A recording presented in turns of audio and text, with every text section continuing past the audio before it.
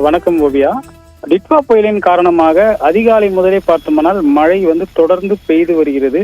குறிப்பாக கருமேகங்கள் சூழ்ந்து கொண்டு கும்மிடிப்பூண்டி மற்றும் அதனை சுற்றியுள்ள பகுதிகளில் மழை தொடர்ந்து பெய்து வருவதால் பார்த்தோம்னால் பல்வேறு சாலைகள் வெள்ளக்காடாக காட்சியளிக்கிறது. இதில் குறிப்பாக பார்க்க போனோம்னால் கும்மிடிப்பூண்டி சிப்காட் பகுதியை ஒட்டிய சென்னை கொல்கத்தா தேசிய நெடுஞ்சாலையில் கடந்த 10 நாட்களாகவே தேங்கியிருந்த அந்த மழைநீருடன் கலந்த கழிவுநீர் நேற்று பெய்த கனமழையின் காரணமாக அனைத்து கழிவுநீர் மற்றும் மழைநீருடன் சேர்ந்து சாலையில் வந்துவிட்டது.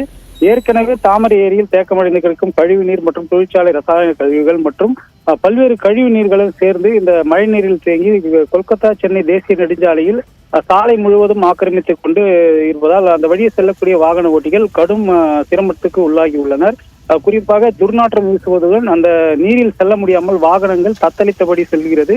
குறிப்பாக ஆண்டாண்டுக்கும் மழை வந்தால் கூட இது போன்றுதான் நிலை அங்கு உள்ளதாக கூறப்படும் நிலையில் குறிப்பாக பொதுப்பணித்துறை அதிகாரிகள், பேரூராட்சி அதிகாரிகள் வேடிக்கை மட்டுமே பார்ப்பதாக வாகன ஓட்டிகள் குற்றம் சாட்டியுள்ளனர்.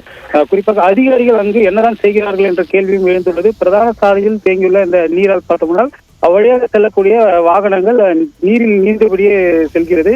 உடனடியாக இதை மாவட்ட ஆட்சியர் கவனம் கொண்டு மற்றும் நெடுஞ்சாலைத்துறை அதிகாரிகள் நீரை அங்கு தேங்காதவாறு வெளியேற்ற உரிய வழிவகை செய்ய வேண்டும் என வாகன ஓட்டிகள் தரப்பிலும் பொதுமக்கள் தரப்பிலும் கோரிக்கை வைத்துள்ளது குறிப்பிடத்தக்கது. ஓவியா.